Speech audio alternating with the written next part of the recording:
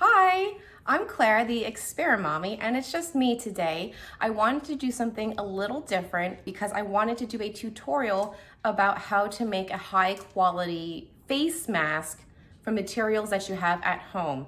The CDC is currently recommending everybody who leaves their house to wear a face mask. This is both to prevent you from getting ill and to prevent you from getting others sick as well. Now, the face masks that we all use, unless it's an N95 mask, which should be reserved for medical personnel because they are in scarce supply, we are trying to just make do with the stuff that we have at home. Now, I'm not a seamstress, so I can't sew one myself. This is maybe a well-known fact about me, but I also have a passion for cutting t-shirts. So I have come up with a way to turn a regular t-shirt into a dual layered, so 2 layers, and then you can insert some sort of filter material, coffee filter, paper towel, or if you have a reusable grocery bag, that material is made from polypropylene, which is the same material that the N95 masks are made from, but a looser weave.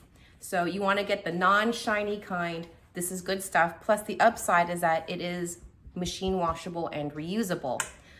Coffee filters are good as well, but they are not as effective unless you can use 3 at a time.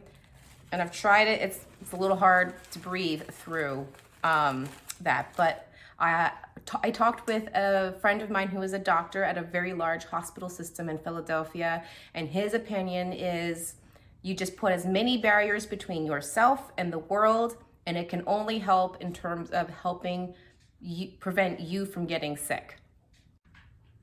So if you want to go ahead and grab a good quality pair of scissors, or if you have fabric scissors, that's even better, because we are going to be cutting through fabric, and a t-shirt, let's get started. So go ahead and hit the pause button if you want to gather those materials. Now that we're back, let's get started. I have here just a kid's shirt. This is a large 10-12. We are gonna first just cut off the top because we don't need it.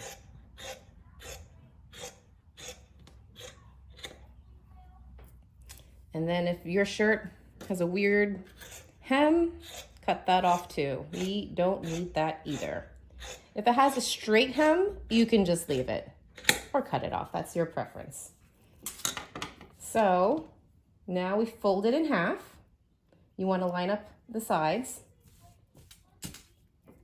And now we're going to work on the straps. First, we're going to cut like a little rectangle.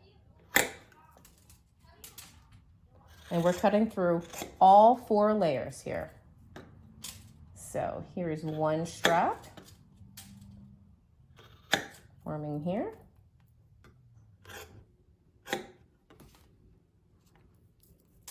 And now we're going to form another strap. So it's just a bunch of rectangles.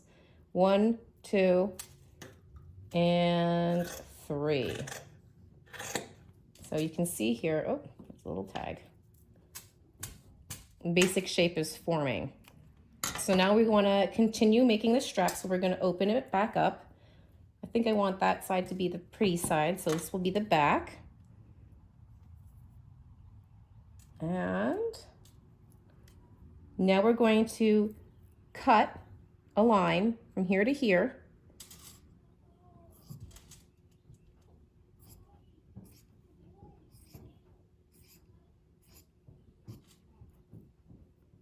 And we're going to do the same here, here, and here. And then this will make the straps for the mask.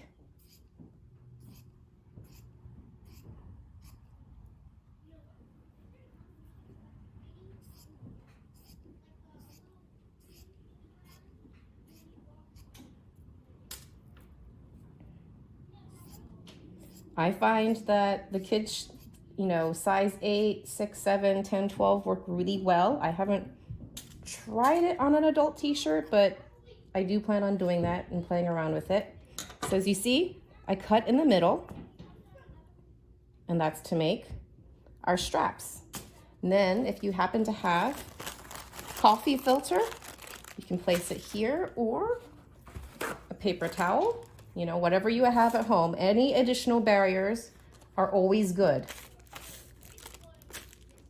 So then we fold up one half here, fold down the other part like so. Now you've got 2 layers here, 1 layer coffee filter and another layer. And then